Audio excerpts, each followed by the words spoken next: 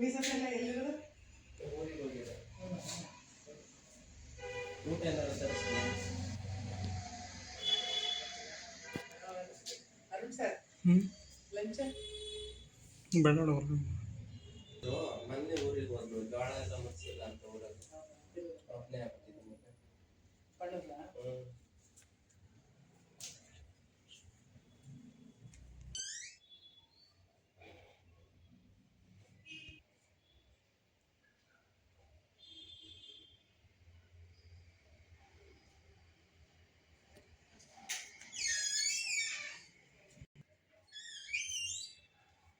ಇದಕ್ಕೆ ಜಾಗ ಇಲ್ಲ. ಅದೇನೋ ನಿಜ ಬಿಡಿ. ನಾವು ಅಲ್ಲೇ ಇದ್ದು ಅಲ್ಲೇ LLB ಮಾಡಿದ್ದು. ನೀವು ಅವಾಗ ಒಂದ್ಸಲಿ ಫೋನ್ ಮಾಡಿ ಬುಕ್ ಬರೆದಿದ್ದಾರೆ ಮೇಡಮ್ ನನ್ನ ಬಗ್ಗೆ ಅಂತಲ್ಲ. ನಮ್ಮದೇ ಅದು ಎಲ್ಲ ಅಂಜದಲ್ಲಿ ಇದ್ದಾರೆ. ನಮ್ಮ ಅತ್ತೆ ಮಾವ ಬೇರೆ ಇದ್ರು, ಆಮೇಲೆ ಅವರು ಬನ್ನಿ ಅಂತ ಹೇಳ್ತಾರೆ. ಈಗ ಒಟ್ಟಿಗೆ ಇದ್ದೀರಲ್ಲ? ಕಾಳದೇ ಇವಾಗ ಬಿಡಿ ಸರ್, ಅವರು ಧರ್ಮ ಅವ್ರಿಗೆ ನಮ್ಮ ಧರ್ಮ ಇದಾರೆ ನಮ್ಮ ಜೊತೆ ನೋಡ್ಕೊತಾ ಇದ್ದೀನಿ. ನಾನು ಇದು ಅವ್ರಿಗೆ ನಮ್ಮ ಇದೆ ನಮ್ಗೆ ಅಷ್ಟೇ. ಅತ್ತೆ ಮಾವ ಇಬ್ಬರು ಇದ್ದಾರಾ? ಇದಾರೆ. ನಾವು ಅತ್ತೆ ಎಲ್ಲ ಪಾಪ ಬಹುತೇಕ ನಾನೆಲ್ಲೂ ಹೊರಗಡೆ ಜಾಸ್ತಿ ಓಡಾಡಿಲ್ಲ. ಅಜ್ಜಿ ಜೊತೆಯಲ್ಲಿ ಕಾರ್ಯಕ್ರಮಗಳು ಗಿಡ ನೆಡೋದು ಬಿಟ್ಟರೆ ಎಲ್ಲೂ ಓಡಾಡಿಲ್ಲ. ಮತ್ತು ನನ್ನ ವೈಯಕ್ತಿಕ ಬದುಕು ಅನ್ನೋದೇ ಇರಲಿಲ್ಲ ಅಜ್ಜಿಗೋಸ್ಕರನೇ. ಯಾಕೆಂದರೆ ಇಂಥವ್ರು ಹುಟ್ಟಲ್ಲ, ಅವರೆಲ್ಲ ತನಕ ಚೆನ್ನಾಗಿ ನೋಡ್ಕೋಬೇಕನ್ನೋ ಭಾವನೆಯಲ್ಲಿ ನಾನು ಅದಕ್ಕೋಸ್ಕರ ನನ್ನ ಬದುಕನ್ನು ತ್ಯಾಗ ಮಾಡಿದೆ. ಈಗ ಅಜ್ಜಿಯವರ ಕೆಲಸನ ಶಾಶ್ವತಗೊಳಿಸ್ಬೇಕಾಗಿದೆ. ನಾವು ಅದನ್ನು ಅಂತಾರಾಷ್ಟ್ರೀಯ ಮಟ್ಟಕ್ಕೆ ಕೊಂಡೊಯ್ಯಬೇಕಾಗಿದೆ.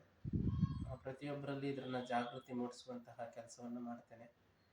ಶಾಲೆಗಳು, ಕಾಲೇಜು, ನಗರ ಪಟ್ಟಣಗಳು, ಹಳ್ಳಿಗಳು ಎಲ್ಲ ಕಡೆ ಸಾಧ್ಯವಾದಷ್ಟು ಎಲ್ಲ ಕಡೆ ಓಡಾಡ್ತಾ ಗಿಡಗಳನ್ನ ನೆಡ್ತಾ ಮರಗಳ ಮಹತ್ವವನ್ನು ತಿಳಿಸ್ತಾ ಪರಿಸರ ಸಂರಕ್ಷಣೆಯ ಬಗ್ಗೆ ಜಾಗೃತಿಯನ್ನು ಮೂಡಿಸ್ತಾ ಅಜ್ಜಿಯ ಕೆಲಸವನ್ನು ಶಾಶ್ವತಗೊಳಿಸುವಂಥ ನಿಟ್ಟಿನಲ್ಲಿ, ಅಜ್ಜಿ ಶಾಶ್ವತಗೊಳಿಸೋದು ಅನ್ನೋದಕ್ಕಿಂತ ಮನುಕುಲದ ಉಳಿವು ಇದು.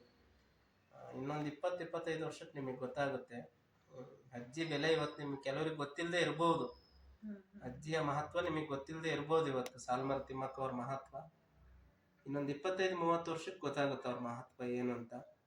ಈಗಾಗಲೇ ಕೋವಿಡಲ್ಲಿ ಗೊತ್ತಾಗಿರುತ್ತೆ, ಆದರೂ ಮರ್ತಿದ್ದಿಲ್ಲ ಕೆಲವು ಜನಗಳು. ಅವ್ರ ಮಹತ್ವ ಏನು ಅಂತ ಇನ್ನೊಂದು 25-30 ವರ್ಷದ ನಂತರ ನಿಮಗೆ ಸ್ಪಷ್ಟವಾಗಿ ಗೊತ್ತಾಗುತ್ತೆ. ಅದನ್ನು ಕೆಲಸ ಮಾಡೋಣ. ಮತ್ತು ಅಜ್ಜಿದು ಒಂದು ಮೆಮೋರಿಯಲ್ ಮಾಡಬೇಕು ಅಂತೇಳಿ ಹುಲಿಕಲ್ ಗ್ರಾಮದಲ್ಲಿ ಸಾಲುಮರದ ಹತ್ರ ಒಂದು 10 ಎಕರೆ ಜಮೀನಲ್ಲಿ ಅಜ್ಜಿ 114 ಅಡಿ ಕಂಚಿನ ಪುತ್ಥಳಿಯನ್ನು ನಿರ್ಮಾಣ ಮಾಡುವಂಥದ್ದು. ಮತ್ತು ಅಲ್ಲಿ ತಿಮ್ಮಕ್ಕ ಅವ್ರು ನಡೆದು ಬಂದ ದಾರಿ ಅಂತೇಳಿ ಒಂದು ಏನು ಪ್ರತಿಕೃತಿ ಕಲಾಕೃತಿಗಳನ್ನ ಮಾಡಿಸಿ ಅದ್ರೊಳಗೆ ಒಂದ್ಸರಿ ಹೋಗಿ ಬಂದರೆ ಜನರಿಗೊಂದು ಅವೇರ್ನೆಸ್ ಸಿಗಬೇಕು, ಮಾಹಿತಿ. ಅಯ್ಯೋ ಅಜ್ಜಿ ಇಷ್ಟೆಲ್ಲ ಕಷ್ಟಪಟ್ಟು ಮಾಡಿದ್ರ, ಇಷ್ಟು ಮಾಡಿದ್ರ, ನಾನು 2 ಗಿಡ ನೆಡಬೇಕಪ್ಪ ಆಚೆಗೆ ಹೋಗಿ ಅಂತ ಅನಿಸ್ಬೇಕು. ಆ ಥರ ಹೇಳಿ ಮಾಡಬೇಕು ಅಂತೇಳಿ ನಿರ್ಧಾರ ಮಾಡಿದ್ದೀನಿ.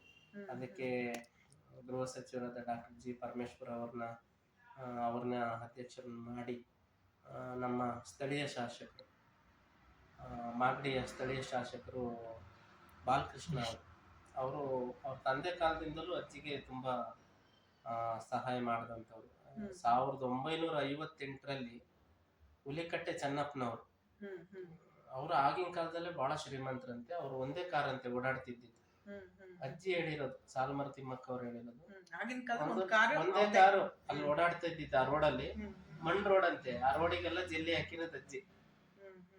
ಅವಾಗ ಹೇಳ್ತಿದ್ರು ಹುಲಿಕಟ್ಟೆ ಚೆನ್ನಪ್ಪನವರು ಅವತ್ತಿನ ಕಾಲದಲ್ಲಿ 1958ರಲ್ಲಿ ಅಜ್ಜಿ ಗಂಡನ್ ಕರ್ಕೊಂಡೋಗಿ ಸುಗ್ನಳ್ಳಿ ದನಿನ್ ಜಾತ್ರೆಯಲ್ಲಿ ಬೆಳ್ಳಿ ಪದಕವನ್ನು ಕೊಟ್ಟು ಸನ್ಮಾನ ಮಾಡಿದ್ದಾರೆ. ಅದನ್ನಿನ್ನು ಇಟ್ಟಿದ್ದು ಜೋಪಾನವಾಗಿ. ಬಾಲಕೃಷ್ಣ ಅಂತೇಳಿ ಮಾಗಡಿ ಅವರು, ಅವ್ರ ತಂದೆ ಹುಲಿಕಟ್ಟೆ ಚೆನ್ನಪ್ಪ ಅಂತೇಳಿ, ಚೆನ್ನಪ್ಪನವರು ಅಂತೇಳಿ. ಅಜ್ಜಿ ಬಹಳ ಸರಿ ಅವ್ರು ನೆನೆಸ್ಕೊಂಡವ್ರು. ಆ ಸಮಿತಿಲಿ ಅವ್ರನ್ನೂ ಕೂಡ ಅಜ್ಜಿ ಬಗ್ಗೆ ತುಂಬಾ ಕಾಳಜಿ ಇಟ್ಕೊಂಡಿದ್ದಾರೆ. ಬಾಲಕೃಷ್ಣ ಅವರು ಮತ್ತೆ ನಮ್ಮ ಸ್ಥಳೀಯ ಮೇಲೆ ಬೇಲೂರು ಶಾಸಕರು ಎಲ್ಲಿ ಸುರೇಶ್ ಅವರು, ಮತ್ತೆ ಅರಣ್ಯ ಸಚಿವರು ಏನು ಈಶ್ವರ್ ಖಂಡ್ರೆ ಇದ್ದಾರೆ ಅವರು, ಮತ್ತೆ ಮಾಜಿ ಅರಣ್ಯ ಸಚಿವರು ಅರವಿಂದ್ ಲಿಂಬಾವಳಿ ಇವ್ರನ್ನೆಲ್ಲ ಇಟ್ಕೊಂಡು ಒಂದು ಕಮಿಟಿಯನ್ನು ಮಾಡಿ, ಯಾಕಂದರೆ ನಾನು ಹಣಕಾಸಿನ ವಿಚಾರ ಎಲ್ಲ ನಾನು ನೋಡಲ್ಲ, ಯಾಕಂದರೆ ಅವೆಲ್ಲ ನನಗೆ ಇಷ್ಟ ಇಲ್ಲ. ಅದಕ್ಕೆ ಕಮಿಟಿ ಮಾಡಿದರೆ ಅವ್ರು ನೋಡ್ಕೊಳ್ತಾರೆ ಅದನ್ನೆಲ್ಲ, ಅದ್ರ ಜವಾಬ್ದಾರಿನೆಲ್ಲ. ಈ ಒಂದು ವಿಚಾರಗಳನ್ನ, ಅಂದರೆ ಈ ಒಂದು ಹುಲಿಕಲ್ನಲ್ಲಿ ಎಲ್ಲಿ ಅವರು ವಾಸವಾಗಿದ್ರು ಅವರ ಪತಿಯ ಮನೆ ಹುಲಿಕಲ್ನಲ್ಲಿ ಅವರ ಒಂದು ಪ್ರತಿಕೃತಿಯನ್ನು, ಅವರ ಒಂದು ಪುತ್ಥಳಿಯನ್ನ ನಿರ್ಮಾಣ ಮಾಡೋದು, ಅದರ ಜೊತೆಗೆ ಅವರ ಬದುಕಿನ ಹಾದಿಯಲ್ಲಿ ಅವರು ಕಂಡಂತ ಏಳು ಬೀಳುಗಳನ್ನ ಸಂಬಂಧಿಸಿದಂತ ಒಂದಷ್ಟು ಪ್ರತಿಕೃತಿಗಳನ್ನ ರಚನೆ ಮಾಡಿ ಒಂದು ಒಳ್ಳೆಯ ಒಂದು ಸ್ಮಾರಕವನ್ನ ಮಾಡುವಂಥದ್ದು ಬಹಳ ಒಳ್ಳೆಯ ಚಿಂತನೆ. ಇನ್ನಷ್ಟು ಚರ್ಚೆಯನ್ನ ಮಾಡೋಣ ಬ್ರೇಕ್ ನಂತರ.